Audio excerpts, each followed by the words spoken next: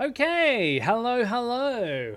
Today I'm going to be discussing computer things because a lot of my friends and a lot of people around my local area were asking lots of computer questions. And I was like, I'm doing a lot of repeating. I'm repeating myself a lot. So I thought I might as well just make a video, compile all my thoughts and feelings on this particular subject, and also to test out OBS and do some OBS things, and see and just basically learn how to provide a live broadcast or something like that, which would be quite fun in the future. Okay, so today I'm just going to be having a very basic and surface level discussion on using Linux in the modern day world in the context of work, right? So I'm not worried about gaming, I'm not worried about specific niches. It's just, can my granny access her email? Can I get on the internet, use YouTube? That's all I'm talking about today. But I will be discussing a little bit about Linux and the core things. If you want to skip ahead and just look at the actual computers that I've got prepared later, feel free. I'll put a time code somewhere. But I've also prepared a little presentation to explain like the differences between Mac, Windows, and Linux on a very surface level. I'm not going into detail at all in this video. Cool. Excellent stuff. Let's begin. So, and I'm going to try and do this in one take as well, which should be fun. Excellent. So, here I have a lovely little presentation. Windows plus Mac versus Linux, a quick introduction. So, when people think of computers in general, they usually think of it just like one whole thing. Right, so you push a button and things happen, and then I get YouTube. That's how, in the modern day, a lot of people think about it. But I'm going to go into a little bit more detail on how that actually works. So the first thing we'll discuss is the different layers. Again, there's more to it than this. Very surface level discussion here. So Linux is a kernel. What is a kernel? Well, the kernel, I'll start from the beginning.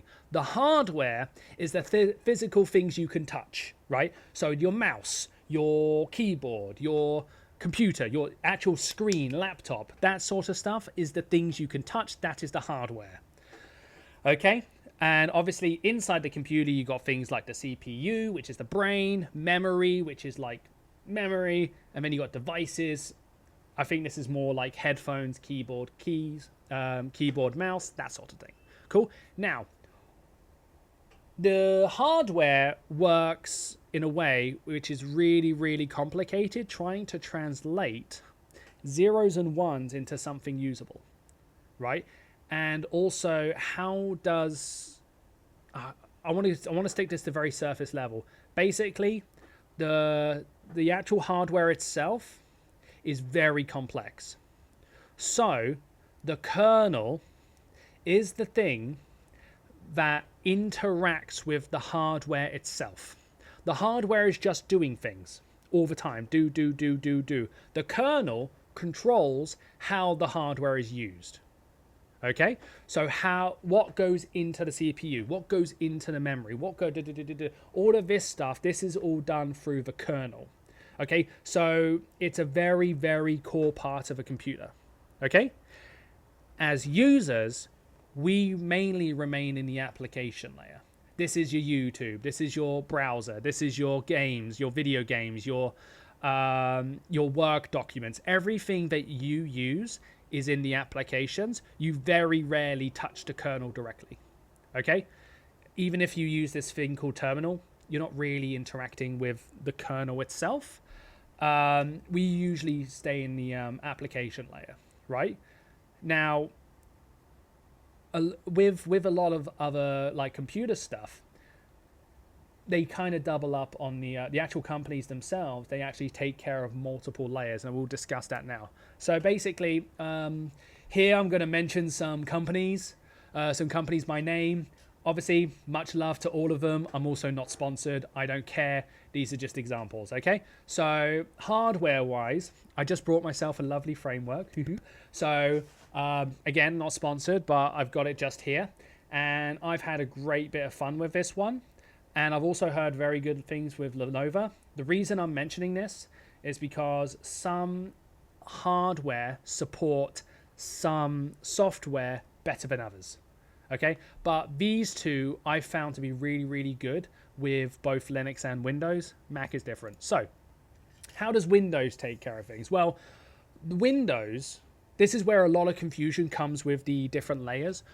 When people buy a laptop, they just assume it's a Windows laptop. Well, it's actually like the actual laptop hardware itself is a separate company, like HP, like Lenovo, like Framework. That's just the hardware.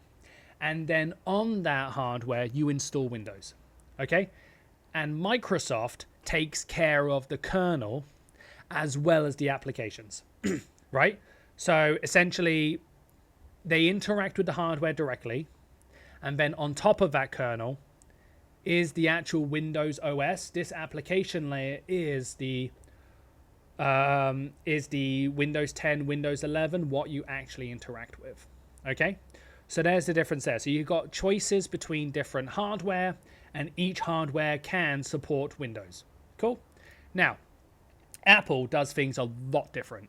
This is very unique, where they actually have the hardware as well as the kernel, as well as the applications, right? So if you buy a Mac, like a Mac Airbook or like a notebook or Mac Air or something like this, you have to use Mac OS on it. You can say if this is correct or incorrect way of doing things. That's a discussion for you guys. I'm not getting into it now. Be here forever. But yeah, so basically Apple takes care of the actual Apple silicon, like the M1, M2 chip. They also take care of the kernel, and they also take care of the application layer itself. Apple does everything on it. So everything's kind of uniform as long as you only use Apple products. Which, again, not getting into that argument. So, Linux does things very different. Different from these two. Okay? Now, when people describe Linux, they kind of use it in the context similar to Windows, where it's the kernel and the application layer. But what actually happens is the Linux itself is just the kernel, right? It's only taking care of the interaction between software and hardware. That's all it does. It's like a little translation bubble. So that's what the kernel is. When people say Linux, it's the kernel. There's this other one called GNU, this other bunch of guys called GNU. They deal with the application layer. Okay, everything you interact with on the actual computer is done through GNU, then it's translated by Linux, and then that's how you interact with the hardware. Okay, so when people say Linux, what you should actually be saying is GNU/Linux, but it's up to you how much you care about that, because, you know, a lot of people just say Linux for both of these, but it's actually GNU/Linux. Cool? Excellent stuff. Let's move on. So, when people start learning about Linux, they instantly get overwhelmed by these things called flavors. Now, that's understandable. Like this picture on the left here, like each one of these little lines is a separate operating system, right? You know, like with Windows, you get Microsoft 10, 11, XP, 7, blah, blah, blah, blah. That's more like the new one comes out. With Linux, they're like, it's just a different configuration of the Linux kernel and the GNU system. Yeah, I understand why a lot of people get kind of frustrated with this part. So my recommendation, when you're getting into Linux, don't worry too much about the flavor, okay? Just pick something that works to start out with. You can always swap later, okay? So I'm not gonna dwell too much on the actual flavor, because when you're actually using the computer itself, it doesn't actually matter what flavor you use as long as it's something that's working. Okay, I use Arch, for example. I do not recommend Arch for new people, but Arch has this other flavor called Manjaro, which we'll be looking at later.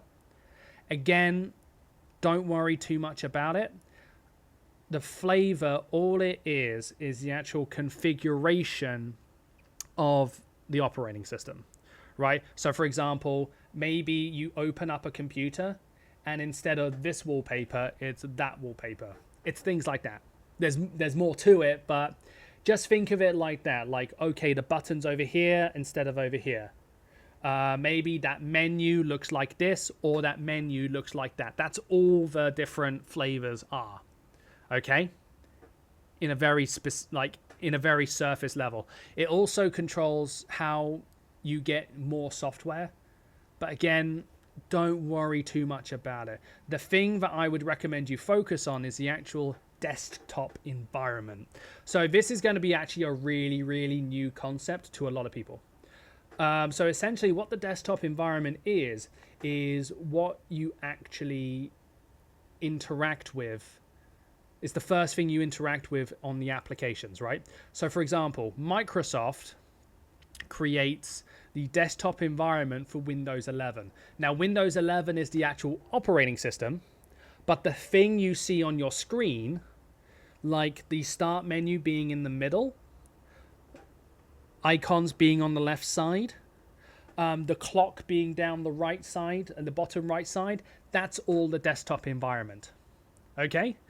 Mac has their own desktop environment called Mac OS, for Mac OS, where the clock is at the top right side and the little Apple logo is at the top left side, and then all your applications is down the bottom. Okay? That's kind of how it works. But Microsoft only has one choice for desktop environment. Apple only has one choice for desktop environment. When you see Windows 11, that's Windows 11. Linux, slightly different. And again, this is where some of the confusion comes in, because Linux has multiple options when it comes to the actual desktop environment itself. Okay, so here's just a few examples.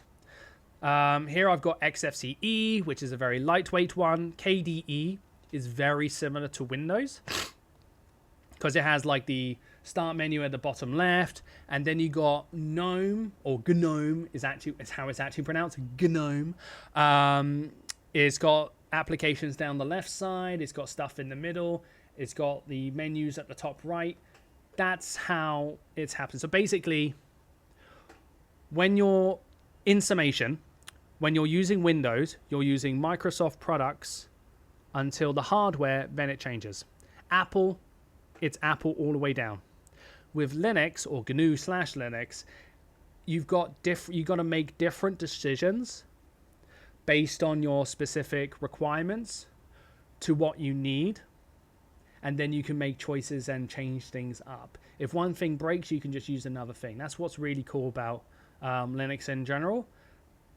But when you're first getting into Linux and you just want to open up your emails, I just recommend picking a desktop environment rather than a flavor.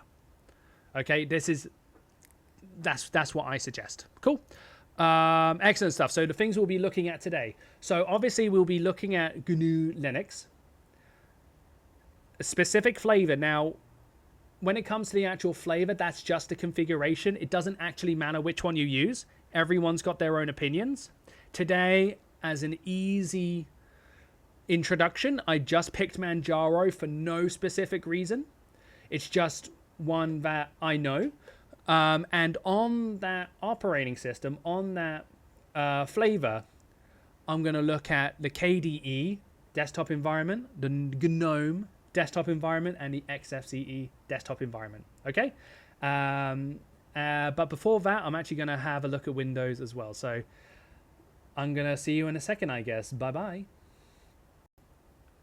Okay, I guess this is the part 2 of my video series, talking about Linux and stuff like that. So essentially this video is just going to be just demonstrating Windows. Just like have like a control point of like, okay, this is what I expect and this is what I want to do on my actual computer. Okay, therefore we can compare that to something else in Linux, and basically just to have that idea of like, oh, I can do the same things on both. Okay, so here we go. Here I've got an example of Windows 10. This is just simply me freshly installing it. I've changed nothing. I've done nothing. Okay, so essentially when you're first using Windows, obviously you got the start button in the bottom left, and maybe I want to create a document, right? So what I would do, I would use the menu. I would go down to somewhere. Can I actually use Word? Cool. Now it opens up a browser, does this thing. You have to sign into an account. No, I don't want to do that. Start without using the data. Stop it. Okay. Continue without using the data. Correct. Confirm start browsing. Cool. I don't want to do that. I don't want to do that. Cool.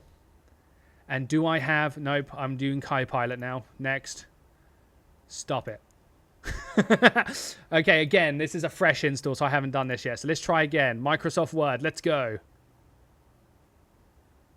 No, you have to have an account. Fantastic. So what we're going to do instead is go on to Google Docs.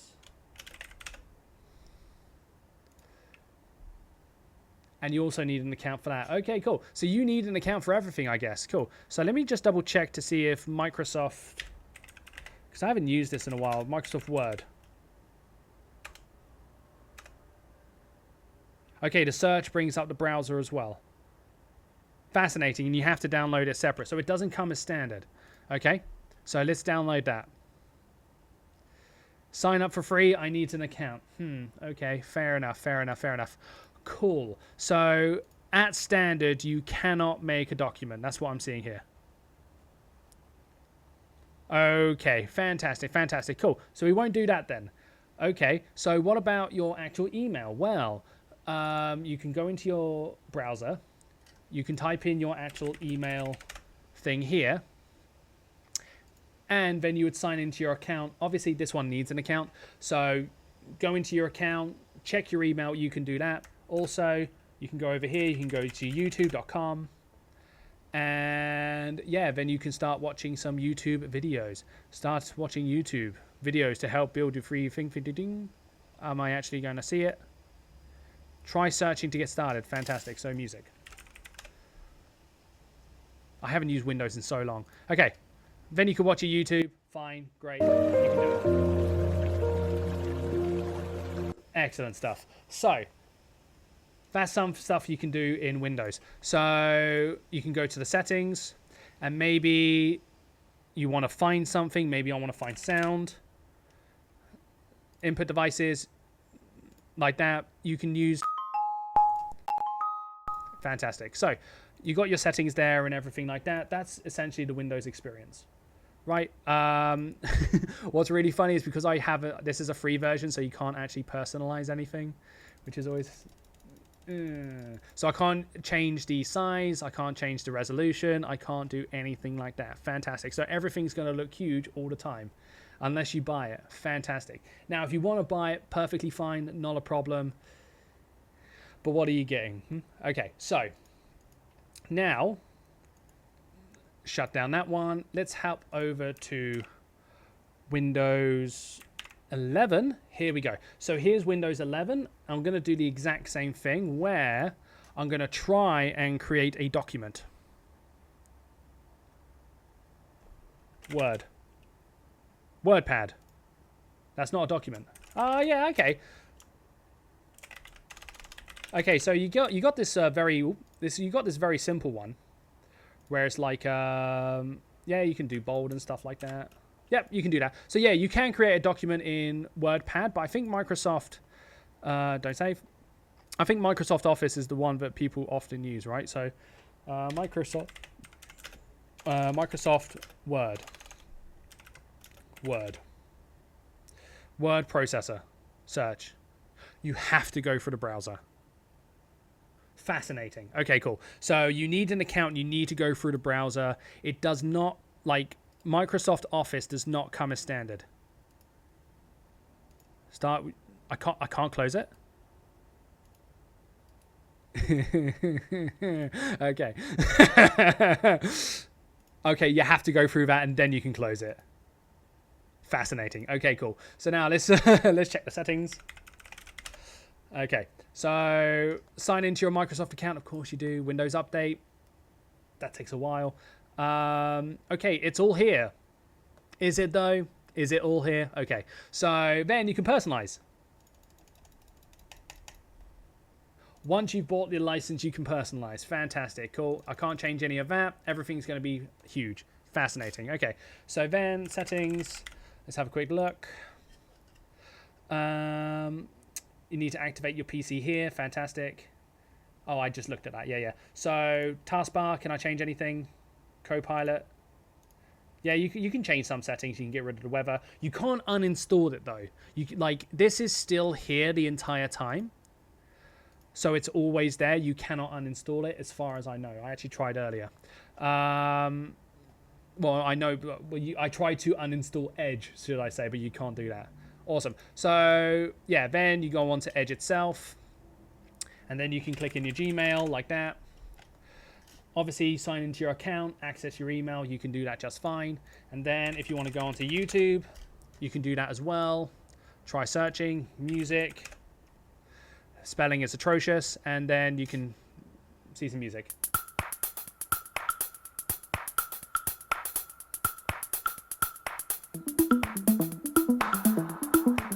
Fantastic. So, yeah, so that is Microsoft 11. Those are just a couple of simple things that you would do in your day-to-day life. Now, next time I'm going to be talking about the actual Linux distros, and I'll show you that as well. Cool. So I'll see you in a second. Bye-bye. Okay, so hello. We discussed Linux. We also discussed Windows, and I had to play around with Windows. I haven't used it in so long. It's changed so much. Now, let's have a look at the actual Linux itself. So, as I said earlier, we're going to use the Manjaro flavor with different desktop environments. So, it's Manjaro, but the actual desktop environment is different, which is what I would suggest you do if you first get into Linux. Okay, just pick a nice, stable flavor. Don't read too much into the flavors unless you really want to get into Linux. It's the desktop environment you want to look at. Because that provides the actual user experience, okay? So first of all, we are going to look at one of my favorites, which is called XFCE. And when you first log in, you get this little nice README, a little bit of information about the actual OS itself. You can actually turn this off where it doesn't activate on start, but here we are. This is Linux Manjaro XFCE, or GNU/Linux. Manjaro XFCE. Okay, so down the bottom left, similar to Windows, you have this little button here, and here is where all your settings will be, like different applications for different sort of things, including your web browser. But in the Windows one, we tried to make a document, and you had to sign into an account for a document. Oh boy. Here, I can literally just go into Office, this section here, and then LibreOffice is like a whole suite of different applications, like your Word, your presentations, your Excel spreadsheets. That's all here. So we are going to open up LibreOffice Writer, which is basically your Microsoft Word. And hey, look at that. It showed up and I didn't need to sign in. Cool. So here you've got your very basic functionalities of like, hello, this is a document. Okay, whenever there's an update and you get something, again, this is a fresh install, so you can actually see what's new and stuff like that. You can open file, you can save as, you can use different documents type, like for example, ODT, which is the open source document format, as well as docx. So if your work uses Microsoft Word, you can save in Microsoft Word format, and it works exactly the same way. Cool. So that is opening the document. Then if I want to close, I can just close, don't save. Cool. Done. Okay. Now, if I want to open up a website, I would click this button. I would go to web browser, and it'll open up whatever web browser is currently installed. In this case, it is Firefox. You can change that. You can uninstall the default browser. Okay, if you want to use something else. So let's have a look at here. Let's go to gmail.com. Excellent stuff, and then it will eventually load. There we go. Cool. So, yep, then you sign in to your account, and you can open up your email. You can then press tab. You can go YouTube. like that.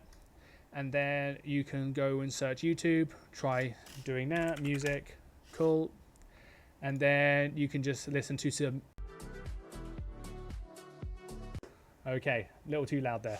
Fantastic. So yeah, so that is XFCE. A couple of other features is you can actually have multiple workstations. Now I think Windows 10 and 11 does have this as well. Windows 11 I think has this, where if you open up something and then you go over here, and then you can open up another thing over here, and then you can flick between them. You can have like virtual workstations. So if you've got like a bunch of stuff here and then you want to switch between two things, you can absolutely do that. And you can actually, I think, move it from here over to here. Yeah, and now you have two on there, which is pretty cool. Okay, so that is XFCE. Okay, just a real quick rundown. There's lots of other features. But for now, let's just go over here, shut down, or you can log out, shut down, and then you're shutting down. Fantastic, nice and clean. So now, this one is KDE, which is KDE Plasma. Again, Linux, Manjaro, and then the KDE desktop environment. Okay, so this one is slightly different, where I set it up where you got to log in. You got that same window, which you can still do here. You can go down the bottom left. You click this little start menu. And as you can see, it looks a little bit different. But there's a lot of uniformity with the configuration. And that's Manjaro. Like all the software being in here, like LibreOffice Writer, it's all here because Manjaro takes care of it. Okay? They configure it where certain things are on there. Okay, so show on startup. Okay, release notes. Hello, my old friend. Nope. There we go. Fantastic. There's hello, my old friend.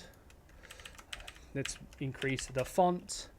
Excellent. You can create a document. You can go to file, export as, save as, and again, you can use the docx Windows format, so you can still have some interactability there. Not a problem. You can also do a bunch of stuff. Yeah, like you can use, you can install a computer and then instantly create a document. It's crazy. Okay, so then you close it. Oh, you close it again. Don't save. Fantastic.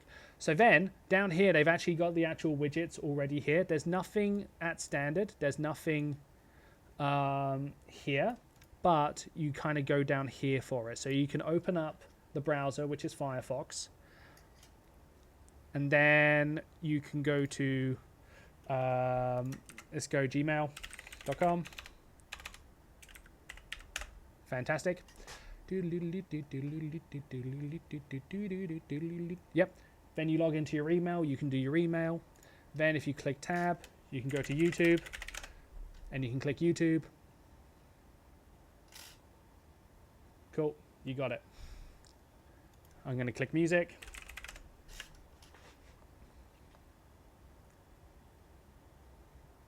There we go. Cool. And then you can just click music again. So there is a slight performance hit because I'm using virtual machines, and I've given these ones a less. Oh, an advert popped up. That's the first. Cool. So yeah, so that's KDE. Now, obviously, I've only given this one 8 gigs of RAM. So that's where the slight performance hit comes in. I think I gave Windows a little bit more because of the minimum requirements. But these ones are running under less resources. Like if you've got over 8 gigs, this would work fine. And yeah, and then I think this one actually has the thing where you can actually do the multiple. Yeah, you do. So you can have your files over there, and then you can switch between them and have the virtual things as well, which is pretty cool. So quite similar to XFCE. This one's got more features. This is a little bit more heavier than XFCE, but it's still awesome, and you can still do everything you need to do that you can do on Windows. So pretty cool. Shut down. Fantastic. Cool. So the next one, we're going to use GNOME, or GNOME. Okay, so again, example PC. type in my incredibly sophisticated password, which should be the same as, there we go, as the username. Okay, then again, this thing happens. You can click start. You can turn it off. And this one looks a lot differently because if you click up here, you can actually switch between the virtual desktops, similar to what we did earlier. You can also search the local file. So for example, if I go Libre Writer, there it is right there. Cool. Rather than opening up Bing every time. Okay, so let's just go straight from the start. So here, this button here is essentially your start button, where you show the apps, and then I think it's over here, Office. Then you scroll down to Office, you go Libre Office Writer, you can click that. It opens up. Cool. And again, this one looks a lot differently. Again, it's the actual configuration of the Manjaro that's slightly different on each one. This one's got the black on the sides, the other one's got white on the sides. You can change that inside Linux. You got a lot of customization options. This is just the default. Okay, so if you don't like the look of it, you can change it. Cool. So then if I go further here, hello, this is GNOME. And then you can go file, you can save as. Yep, and then again, you've got all your document types and stuff like that. And you can save it however you want. I'll cancel it for now. Close. Whoop, there we go. Don't save. Fantastic. Cool. And then again, Firefox tends to come default with a lot of different Linux stuff. Skip the step. But again, you can change that. If you don't like Firefox, you can uninstall Firefox and you can install something else. I personally use Brave. It's completely up to you. Cool. Then you go into here, you go gmail.com. Same thing again. You log in, you look at your emails. And then over here, you go youtube.com. You can go there. Dark mode is the default on GNOME. And then you can just look into music. And then, yeah, Morning Jazz. I think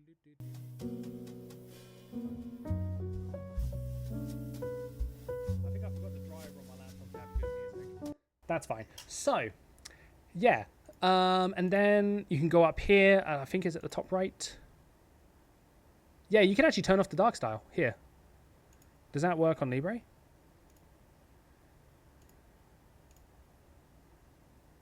Yeah, okay, cool. It's that easy. You can actually just go up there, go dark style, like that, and then it, ooh, fancy. Okay, so yeah, and then you go up here, power off, done, fantastic. That is the end of the Linux demonstrations. Now, obviously, like, there's a lot more you can do with computers in general. This is just an idea of, like, do they do the basics?